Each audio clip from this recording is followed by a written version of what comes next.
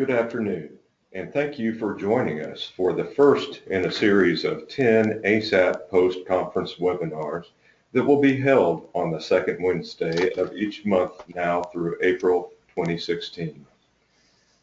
Before we begin, I'd like to go over a couple of housekeeping items related to today's webinar. First, you will notice a Zoom viewer in the upper left-hand corner of your screen. You can use this button to adjust the size of your webinar screen. Secondly, in the control panel located on the upper right-hand side of your screen, you will see the word questions listed. You can use the plus and minus button to open or close this box. If you have a question for Adam, you can enter it here. Time permitting, Adam will respond to these at the end of the webinar. And now I am delighted to have the privilege of introducing our presenter for today's webinar. Adam Pertman is president of the National Center on Adoption and Permanency. NCAP is a unique national organization whose mission is to move child welfare policy and practice from the traditional child placement model to a new paradigm focused on enabling children and their families to succeed. Adam is the former president of the Donaldson Adoption Institute, associate editor of the scholarly journal Adoption Quarterly, and author of numerous articles and books, including the classic Adoption Nation, which has been reviewed as the most important book ever written on the subject. Adam has delivered hundreds of keynotes, trainings, and other presentations internationally. Additionally, he has received many honors for his work and as a leading expert on family issues. He is widely quoted in the media and has been a guest on many programs, including Oprah, Today, The View, and Nightline. Adam, thank you for taking the time to share with us today. Welcome. Thank you. It is a pleasure to be here. Before we start, just logistically, I see on my screen the control panel in the upper right. Do you all see that? Do I need to get rid of it? I will take that as a yes, and I think I just got rid of it. So, hi everybody. Thank you for taking the time to sit in on this webinar today. I think that this is one of the subjects, one of the big subjects that we all know is going to change our world, or is changing currently our world, and we don't quite know where to put it, know what to do with it. And I'm delighted to say that this webinar will not solve all your problems. No, we're too early, and we haven't done enough research. We haven't had enough practice. But what today is give you a better understanding of the scope of what is happening around us, of what this new technology means, what its impact is, and at least get some conversation going on what we can do and should do, because the stakes, I think, as you'll see, and as you probably already know, are very, very high. So I'll just start with a real quick explanation of my new organization, the National Center on Adoption and Permanency. Some of you know it, some of you do not. I hope many of you know my previous background as president of the Donaldson Adoption Institute. This new organization was formed because I think this is the need in the field. I think everybody who's sitting in today will agree that we can't be just about placing children in families. It's the critical first step, whether it's an original family or a new family. But if we leave them to their own devices and say, oh, let's see what happens, well, not great things are going to happen. And we know that. We know tens of thousands of families across America who fit our mantra, right? These families are safe, loving, and permanent for the children that adopted them or who have them. But life is difficult every single day. So we need to have a success model and not just a placement model. That's what NCAP is all about. We have now 29 people working with NCAP, high-end individuals, professionals working across a whole range of disciplines. I urge you to take a look at the website, which down at the bottom. Unfortunately, you have to type that whole thing. I urge you to look and take a look at the personnel. If you need a consultation, if you need a trainer, if you want just to bounce some ideas, I am here. This is the whole idea. We want to help not just have an ASAP conference, not just have post-adoption services, but change what we do, change the field so that we don't have to talk about post-adoption services anymore, or pre or during, because they become part of the fabric of what we do. You can't, what you can add on, you can also subtract, and we can't continue doing that addition and subtraction the way that we have been. So please take a look at the website. Feel free to email me. The information is right there. And this PowerPoint, the entire PowerPoint, will be available on the website with this with the webinar. A couple of books. These are my latest, the new edition of Adoption Nation, and a book on adoption by lesbians and gay men that I co-authored with my colleague David Brodzinski. The context for this discussion is important. We're not just plopping the internet into a world that we all know intimately and is the same as it's been for 25 years, and we know everything else, but we don't understand this internet stuff.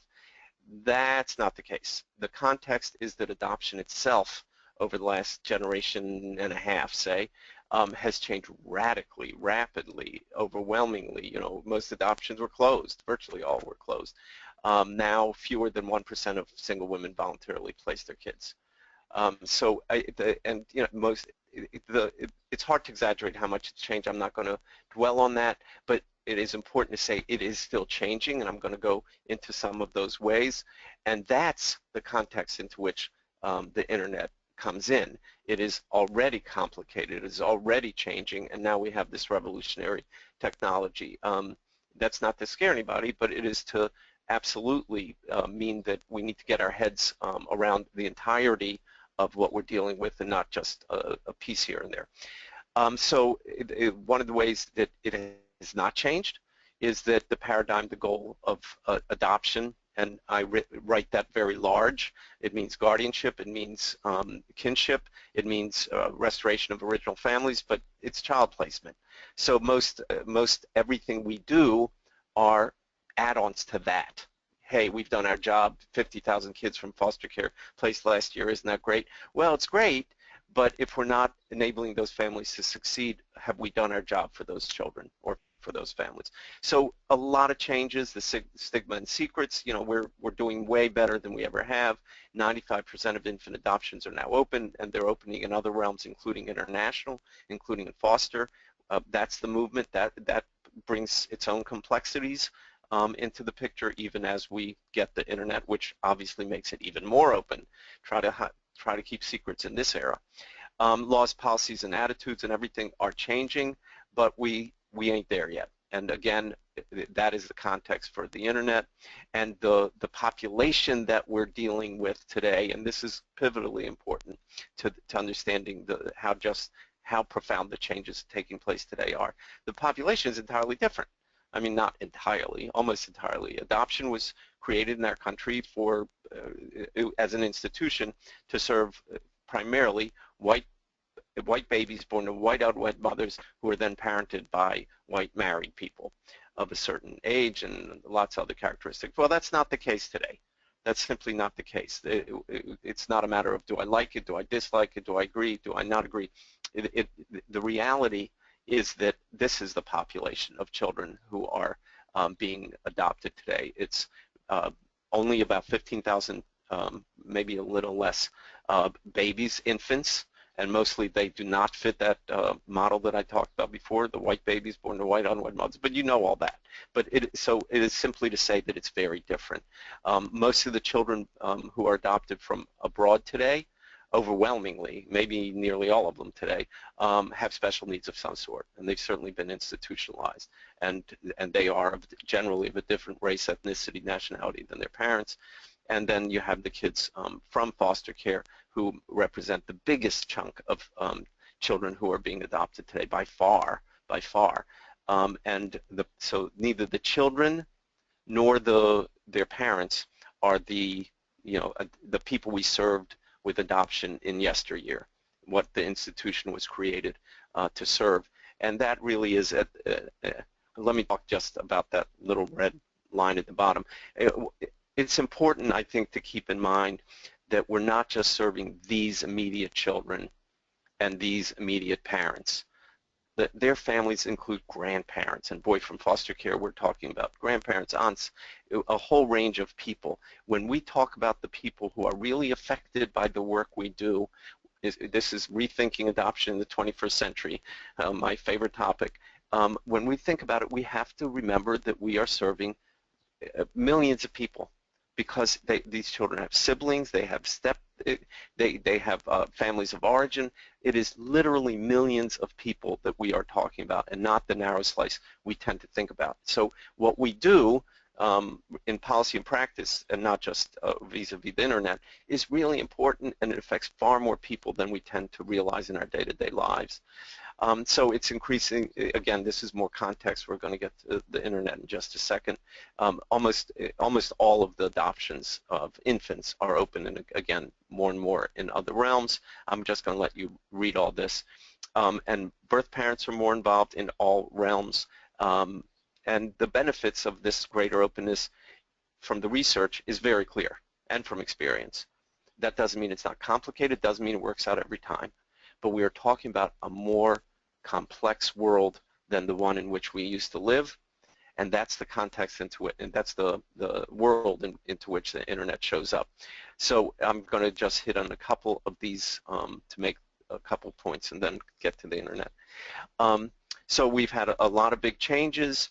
The vast majority of adoptions today are of children from foster care or abroad. If you do the total, you get the vast majority or abused, neglected, or institutionalized. It's not a pretty thing to say, but it's important that we understand it and learn how to explain it and learn how to talk about it, because otherwise we risk more stigma and more shame and more problems. So we have to face the reality that we have. So the population of children has changed, and this is the bottom line. The population of parents has changed, so that means that most laws, policies, and practice in place today were created for a world that no longer exists. And that's why NCAP was started, to help us deal with that world. You know, again, probably all of you, or many of you, are already understanding that our job has to be about helping families, enabling families, and not just placing children. But no organization, this is the landscape I looked at when I decided to form NCAP, no organization is out there whose job it is to change the field, to change policy and practice. You can't, you folks are too busy every day. So we are a nonprofit that is dedicated to that, and that is the world into which the internet enters, and it is changing everything. Most of this, though not all of this presentation, is based on research and publications that I initiated, that we published when I was at the Donaldson Adoption Institute. 2 papers titled Untangling the Web 1 and 2. Clever, huh? But not all of it. A lot of it is derived from other material. A lot of it is research I've done over the years. But that's the crux of it. And I think if you want to know more in specific terms, those are the 2 places I would send you, to those 2 papers. Oh, and the bottom line of all the research, and this is research that shows the sun is shining, because we know that the internet is used by everybody on everything. We're not shocked that it's happening for adoption as well, but it's really, really important that we understand what's happening in adoption, because that's our world. We'll let other people deal with other elements of it on the internet. What the research shows at the bottom line is this is an active group of people. The professionals are using it. The birth parents are using it. Adopted parents, adopted people. Regular use in a variety of ways, and we'll talk about some of those, the good, the bad, and the ugly. The caveats and context. Context is very important. The internet's greatest impact into most of this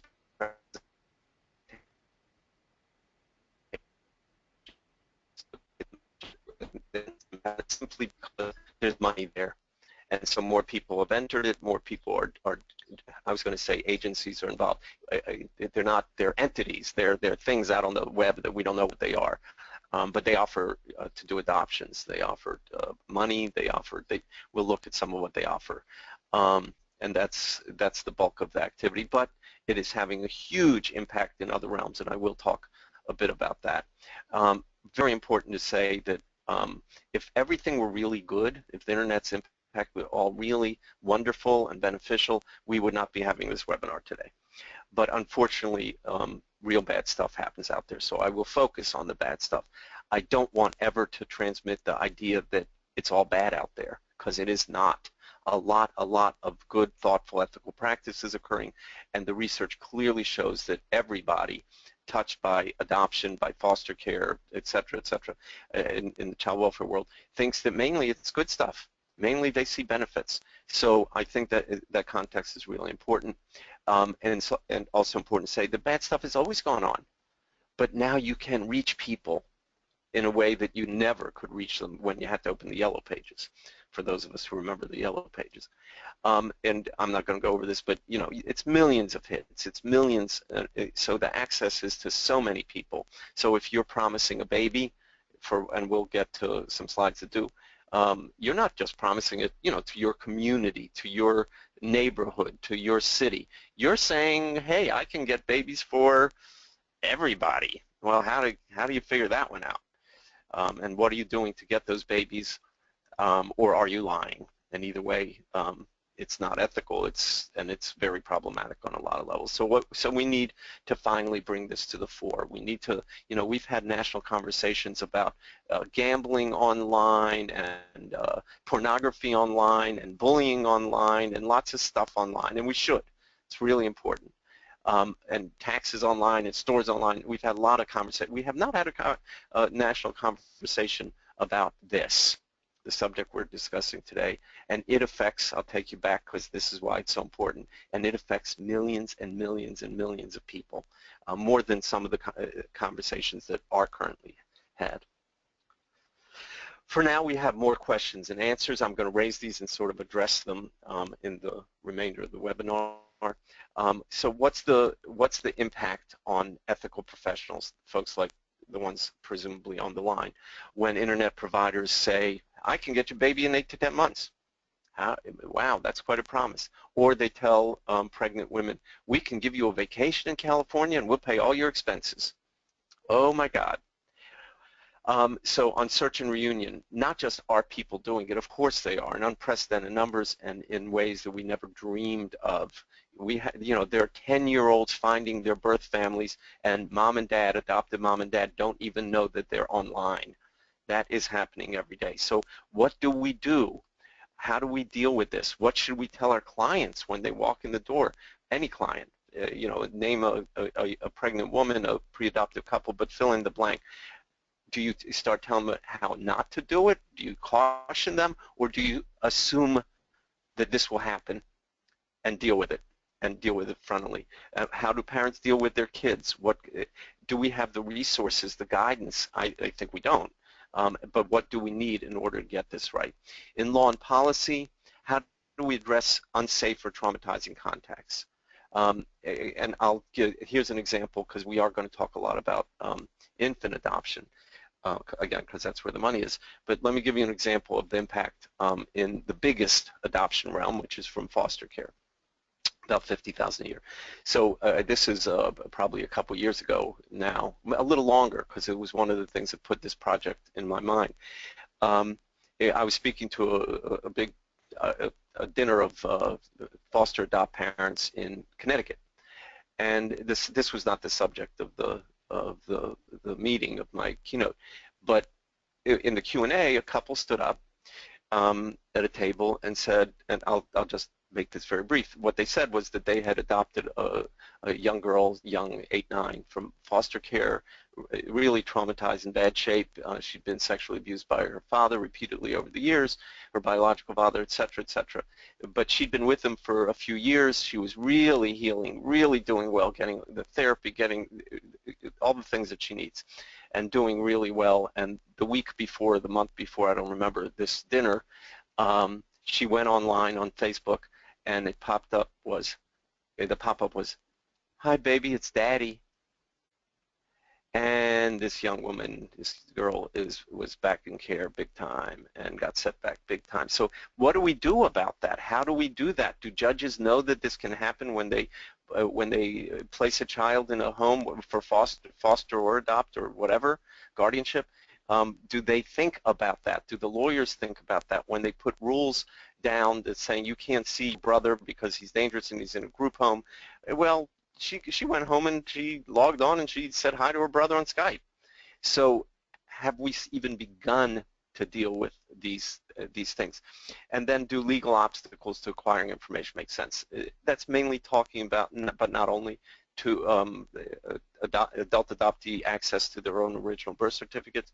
If there was a time, and I personally don't think so, but if there was a time when it made sense to seal those documents so that search couldn't take place. Well, search takes place every single day, and people are finding each other without those documents. So what's the argument left? And all it does, and other research very clearly shows that more information, if this is to be a child-centered field, that information about yourself, medical information, psychological, historical, whatever, is good for adopted people. It helps adopted parents raise their children to healthier lives. So, it's simply changing things. Again, we can like or dislike it, but that is the reality. And more, the amount of resources that are out there, the amount of education potential, the training, the webinars, the supports, etc., are unprecedented. Are they any good? I don't know. Is there any standard? Is anybody vetting? It's the same problem that lots of people have on the internet, but in other realms, people are starting to set standards and do assessments and so forth. I think not so much in our field, and if we're going to have the good stuff, we need to do a better job of it. So a lay of the land, findings from the research. So again, not a surprise, but research is good.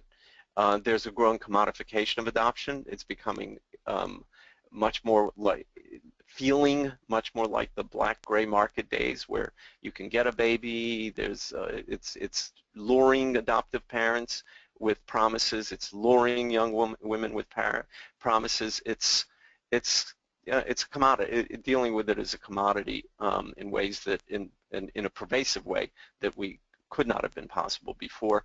Finding birth relatives is becoming much easier, and that has huge implications. I think, for example, any adoption professional, and I was looking at the web today to see if I wanted to do any updates, and saw some really scary stuff out there. But there's people promising lots on the internet, and I'm sure in brick and mortar too.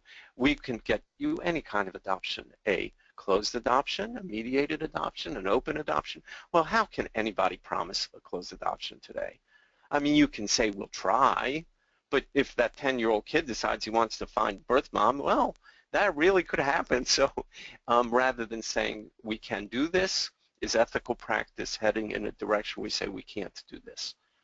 We can help you understand the landscape. We can help you figure out what to do if and when you have a relationship, or maybe we foster that relationship because we know eventually it's going to happen, and so let's try to get it right. But it is the likely end of closed adoption. I cannot quite see how we avoid that. And there's going to be a growth in relationships between families. I think what we're heading for is more of an in-law model. Birth families, families of origin, and adoptive families will interact. They'll be part of each other's families inevitably because the contact is just so easy, and geography doesn't impede anything. I mentioned this before. A growing number of minors have contact with birth relatives, and where's the guidance, where's the knowledge, etc. The good stuff: a rising number of sites improve the prospects for children in foster care. And more places, there are more and more places to get information, educate, all this stuff, all the benefits. A great example of the bottom bullet there is, and this is a literal, we know this is happening. I'm making up the state, but a birth mother in Kansas who feels alone and has no one to share her experience with, her grief with, her loss with, suddenly has lots of people.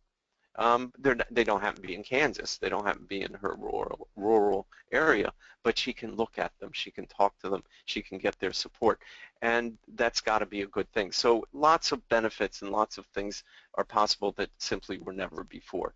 What's the good stuff? The internet is media efficient and private, and that may sound funny, and I'll give you a quick preview. The bad and ugly, the internet is media efficient and not so private, and both things are true. You can be that birth mother in Kansas, and you can have really genuinely private conversations and get support. On the other hand, you can be that 10-year-old and blasting all over Facebook that I met her, I met him, and it can be as public as anybody wants it to be. So it has its ups and downs. It's better recruitment, better resources. For expectant and first parents, affiliation options, information. So what that means is before the fact. If you're alone and you have a crisis pregnancy and you don't know what to do or who to talk to, now some of those women unfortunately are going online and buying promises of nirvana, money and all sorts of things, and all they have to do is give up their baby. But a growing number also go and find community and find other women to talk to who are in their position and learn something and find where are the good places to go. And this is a lot of what I think many of you need to take away from the understanding of the internet a bit better, and that is that this is what's out there, and what can we do to tell them that they can go somewhere where the promises aren't big but the benefits are. And with benefits to everybody concerned, and you see them listed there. The bad and the ugly. I think the worst of the bad is the money. I mean, the money. I think Chapter 8 of my book is called "The Money's the Problem." It was true when I started in this field, and it's true today. And now it's writ much larger, because there's so much opportunity to do so much marketing, and I'm going to show you some specific examples. And some of it's very aggressive, and it's about the things that we don't think are necessarily the right things. Getting the baby tomorrow. Well, wow, you may not get the information that you need, you may not get the counseling that you want, but we all know that for many, if not most, pre-adoptive parents, there's only one question, and that's when. And if they have a choice of coming to you and you give an honest answer, and they can go online and find out that it's tomorrow, figuratively, do you have a chance? So big stakes, big stakes. And if we think that post-adopt services, that's what we're all about, right? ASAP services are important. Are they getting them if they go on the internet? No, they're legit organizations on the internet. You all have an internet presence, but take an easy stroll out there on the web and you will see you are outnumbered. You are really outnumbered. And those women, those women, those couples, those people adopting, they're not getting ASAP. They're not getting pre, during, or after. It's just not happening. And who will keep the records? If we think records, medical, and all other information is so important, what are the guidelines? Where are the rules and regulations governing those people out there who have none to tell them what to do? So how profound is the internet's impact? I'll let you all sort of look at that for a second. It's cute. And by the way, this is not going to be a family secret for any longer. So how do we assess what's good out there and what's happening out there? I'm not going to read these to you. I ask you to take a look at them as I speak. What we try to do, what I try to do, is, because there are a million prisms for assessment, there are a million ethical practices we want to see happening out there. But some people disagree on some people have nuanced differences about others. So what I tried to do is just list a handful here that I think nearly all of us, if not all of us, will agree are good things, that these should happen in a thoughtful, ethical, best practice adoption. So I'm not going to read them to you, but I will reference them as I go on. And I guess I'm tipping my hand. Do we think that all those internet providers are offering all these things? So example of non-directive counseling. So these are real sites. This is not made up stuff.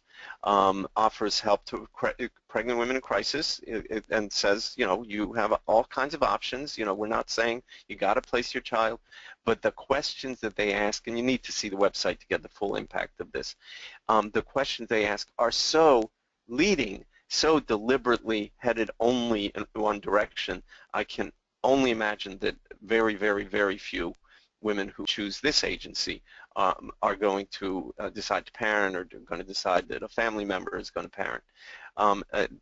And I'll lead you to the second bullet. I'm not suggesting that, I'm not taking sides in the abortion debate here. I'm saying that this is not non-directive. I'm saying that they are very clearly trying to point anyone who comes in a specific direction, i.e. to parting with their babies. And by the way, that fact on parenting, you cannot rely on family members, that's exactly who you can rely on. And in most cases where the woman decides to parent, there is another family member involved who has come in to help. So it ain't even true. So what's happening out there? Promises like this. With your domestic adoption, we will be finished, and you'll have your baby in 3 to 12 months. Wow. I mean, I'll repeat what I said before. Either they figured out a supply line, right? Because they're not just promising this to a few people. They're saying, come on in, pay your fees, and this is what we'll give you. Either they've figured out a supply line, or they're making it up. And neither way is okay. And there are no legal authorities. There are no regulatory bodies. There's nobody holding anybody's feet to the fire, holding them to account. We connect with states where birth parents cannot revoke consent. Well, if you're a pre-adopted parent, that sounds pretty good. If you are an ethical professional, you may think otherwise. But we don't know who these people are. They are out there. And you see the others. Some of the surfing I did today make these last bullet points, financial assistance available and free housing, really make them pale. I was looking at a site just maybe an hour ago that brazen. It was like, the title of it was something like the birth mother association or something. So very clearly aimed. And then the word money, they don't even say support. They say, we can guarantee you money every month and for 2 to 3 months after. Some states do not permit, only permit certain types of payments, so we figure out ways for you to get yours. I mean, it was as brazen as anything I've seen, and the housing and the whole bit. And what it doesn't say is, all you have to do is give us your baby.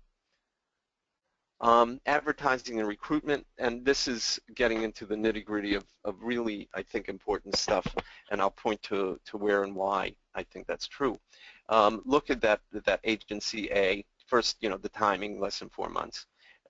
Quite amazing for how many people and how did they get, anyway, not a lot of transparency.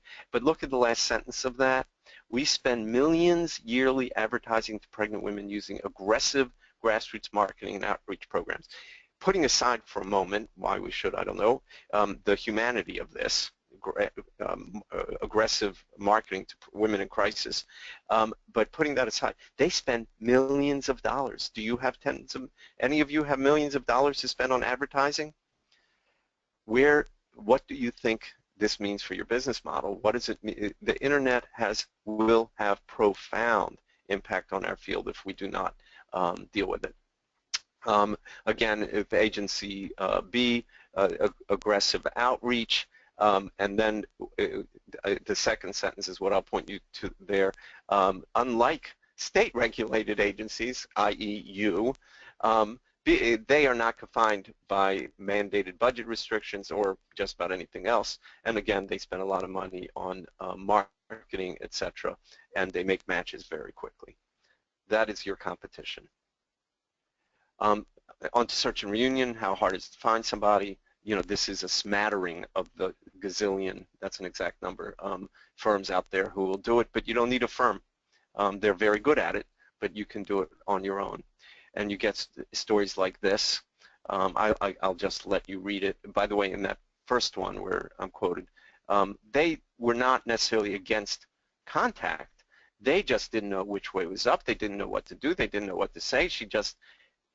They were just, I mean, they say it's a living hell. I hope they got through it. But the point is, no preparation and no resources after the fact to know what to do with.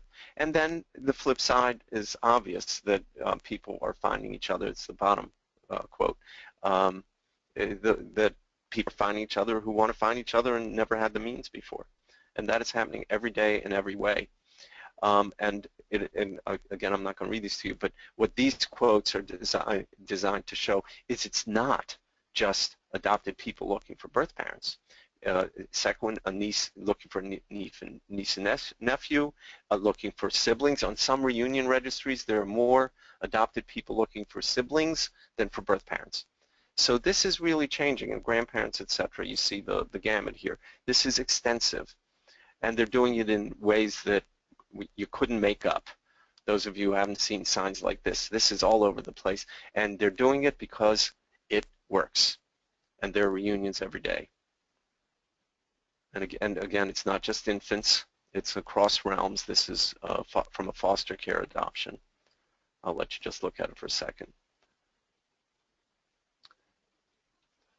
And it works. And it's desperate people doing desperate things in an unregulated way. I'm not saying they shouldn't. I'm saying that we have to figure out how do we do this methodically, ethically, in ways that other industries, forgive the use of the word, and I don't much care for it in ours, but that other realms have started to deal with, and we have not. So what's happening out there? There are more reunions and relationships, but kids are looking too. There are more resources, etc., and some children's safety not just may be put at risk, as the example I gave you makes clear. I mean, they are being put at risk, and that has enormous implications for what we do. So what we've learned, again, this is from the research. I'm watching the clock here, trying to leave about 10 minutes at the end for questions. If I don't get through this entire PowerPoint, I will get through the nut of it, the main points of it, and absolutely feel free to email me. Absolutely, feel free to take a look at the whole thing on the Harmony website, and I'm happy to continue this conversation another time. And by the way, just for the record, I also am happy, if you're an agency and want a training or anything like that, this is part of a bigger training. So what we've learned, that all the groups in adoption, this is again back to the research, all the groups in adoption, meaning adopted people, birth parents, etc., all of them see considerable benefits in the internet. They use it, and for the most part, they see it as positive force. Many report they're still blocked by closed records, or they're intimidated by, especially us old folks, by the process itself, but they're using it, and it's facilitating a lot of contact. One of the biggest things that they say they like is the regular immediate access, because and that's again not unique to adoption, but we have a different dynamic in our world, and often finding each other and having access to each other has not been easy, and so there are differences for us. One wonderful finding, because people do wonder, and there's no other research on this, so I'm going to take it as a very good thing, is that very few, when I say very few, I mean handful, not, and there are thousands of people participating, said people weren't following the rules, that they were tracking them when they didn't want to be, unwelcome contact, etc.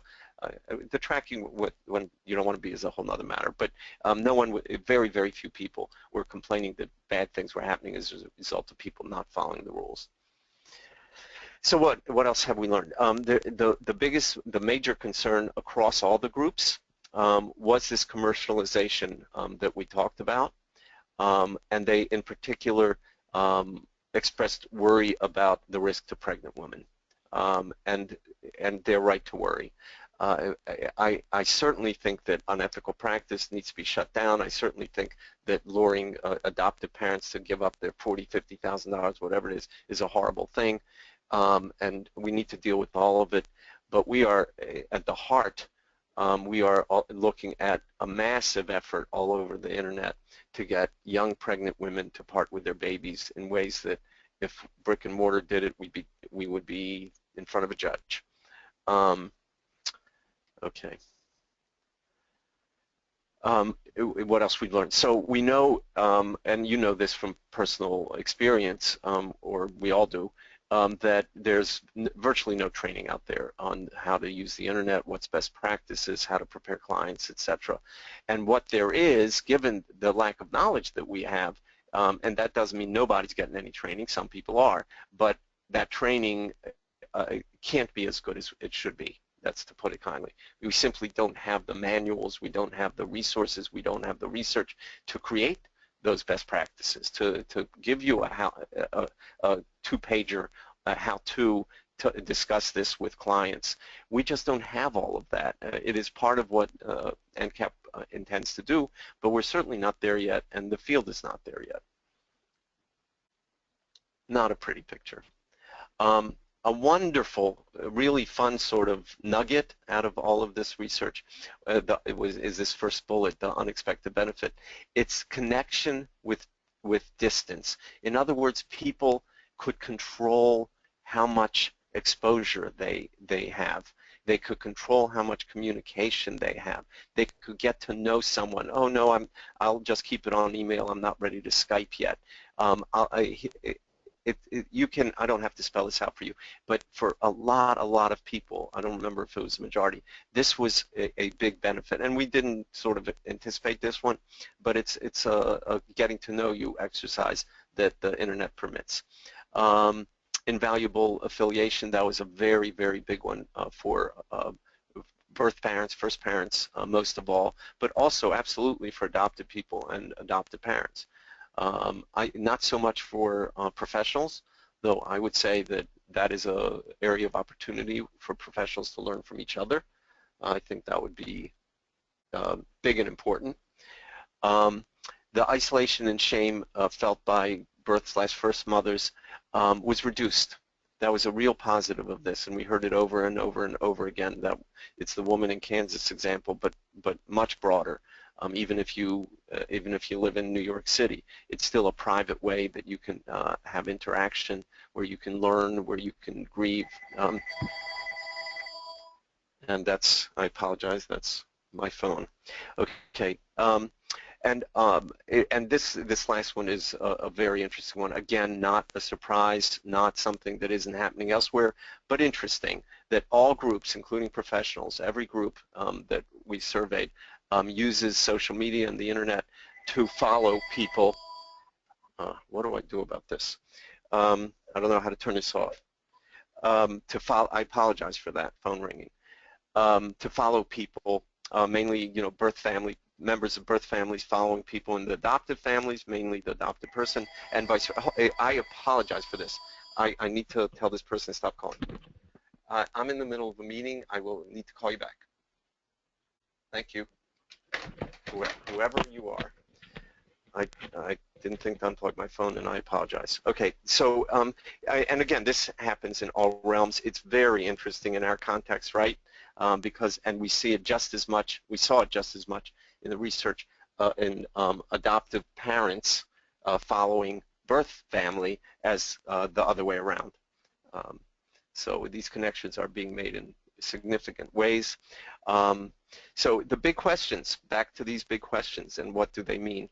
So what's the impact on ethical professionals, you folks on the phone, as well as on children who need families, children in care, et cetera, when you have these quick promises and the incentives to pregnant women? And the incentives are bald. There's one example on the internet of a pregnant woman in front of the Hollywood sign in California, and it says, our birth mother package. And what it promises is you will have a beautiful home to stay for months. You will see the homes of the stars. You will have a swimming pool, and on and on and on. And just imagine a young pregnant woman, or not so young, in crisis. Wow, does that sound good? Now, for the rest of your life, you're going to have to remember that your vacation cost your child.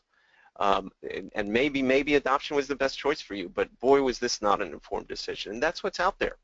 And the millions of dollars in marketing is what's out there. What does that mean to you all? I think it means that It's a threat to the model. It's a threat to ethical practice. And again, what should you tell clients? We don't know yet, but we better start talking to each other. We better start in law and policy dealing with the realities of these changes. The National Association of Attorneys General this year made protecting children on the internet their priority, and they list all the ways in which they will do that, and cyberbullying and on and on. We're not on that radar screen, and we should be on that radar screen. It means that traditional practice is at risk. It means closed adoptions are nearing an end, and it means that this extended family of adoption, which is a term I've been trying to coin for a dozen years, is coming fast. It means that we're all family members. It means my children's siblings in another family are still their siblings, and they are part of their extended family and part of mine. So what do we do about all this? What are the recommendations? And I'm going to breeze through these so we can get to Q&A.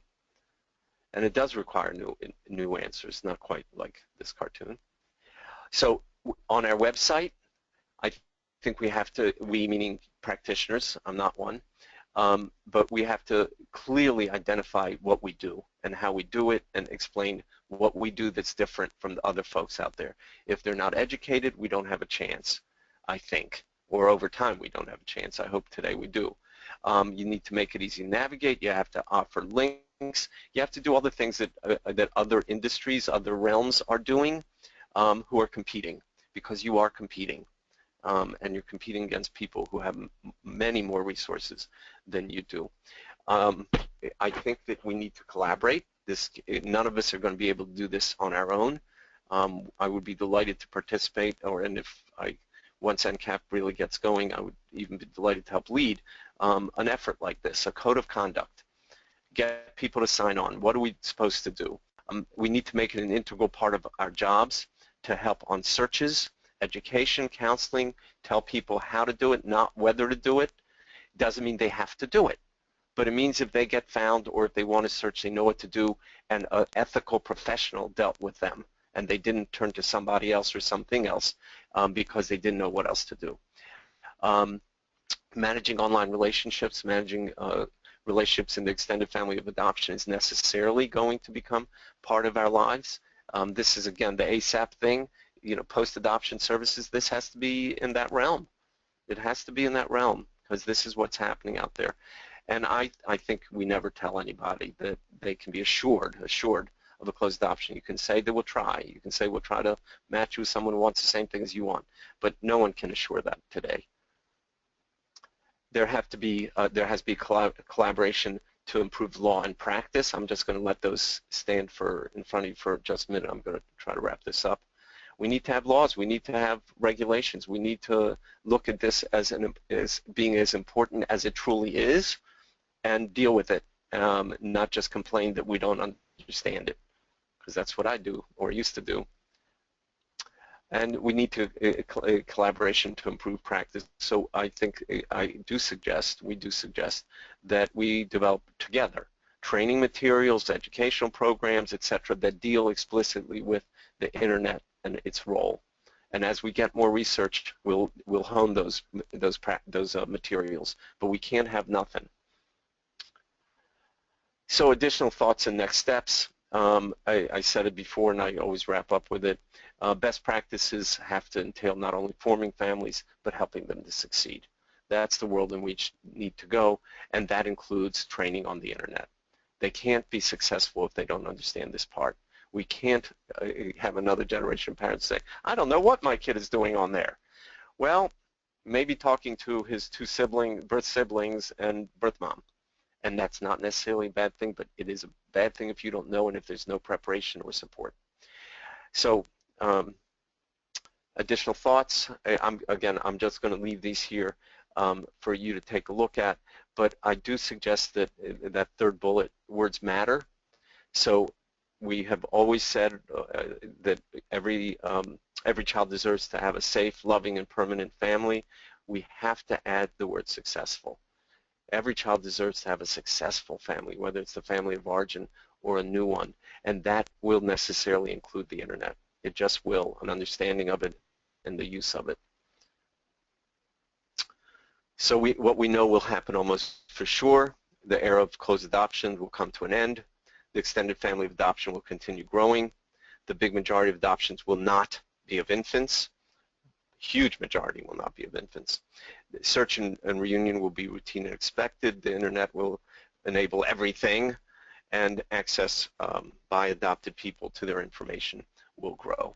And we get there by educating parents, by learning more about the internet, and at the bottom line, by reshaping the paradigm with the internet as a part of it.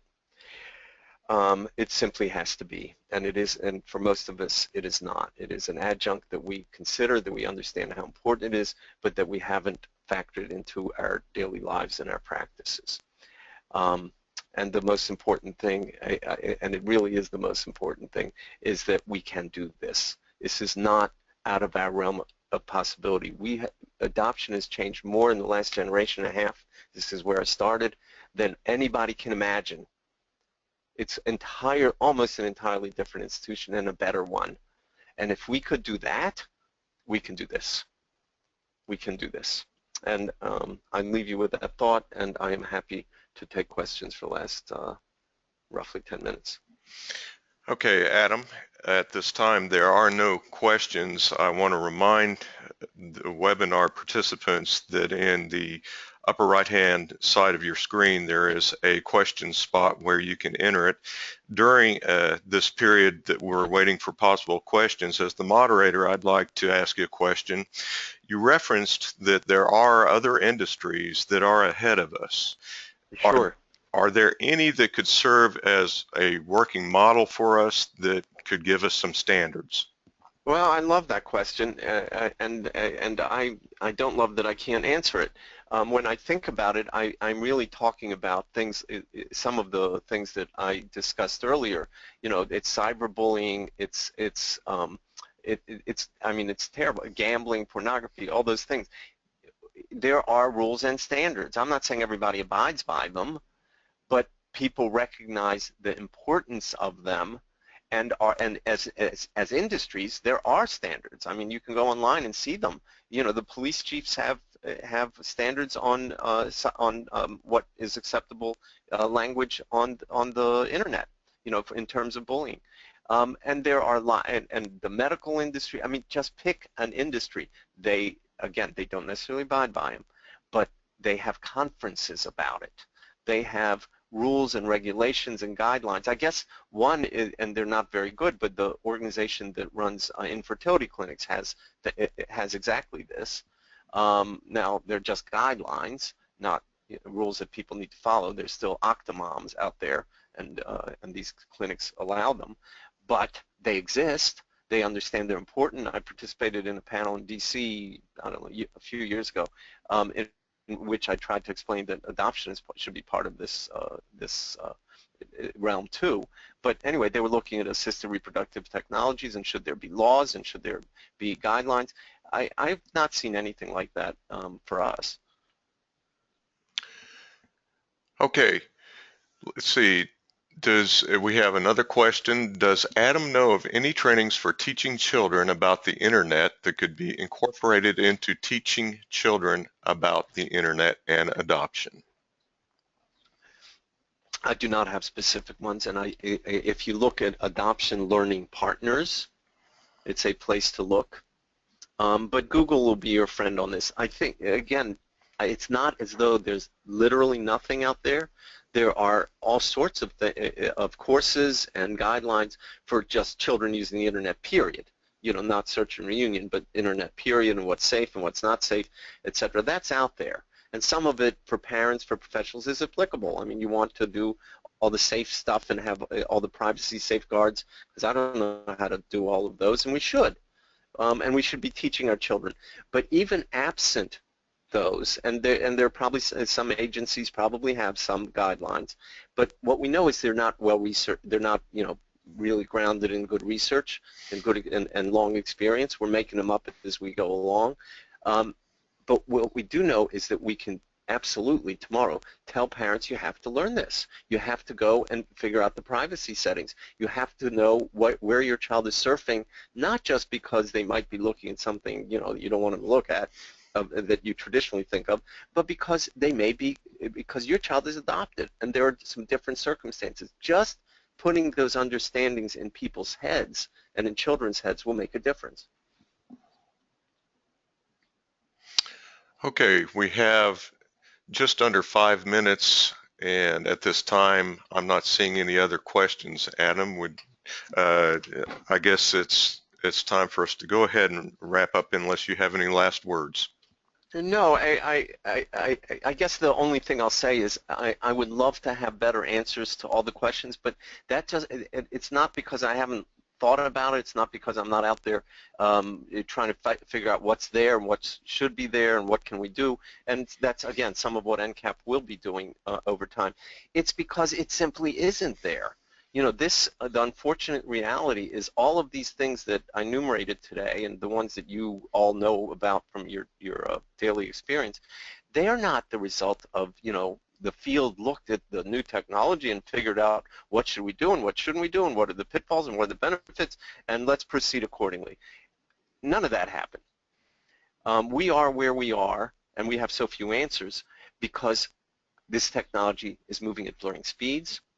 And it's happening simply because simply because it exists, not because anybody gave it a step back and gave it any real thought and try to figure out how to do this best. And that's the point. We're in that way, we're at a starting point. And it's unfortunate, but it's the reality. The really unfortunate consequence would be is if we don't see it, if we don't seize the moment and start advancing from it. Adam, thank you very much.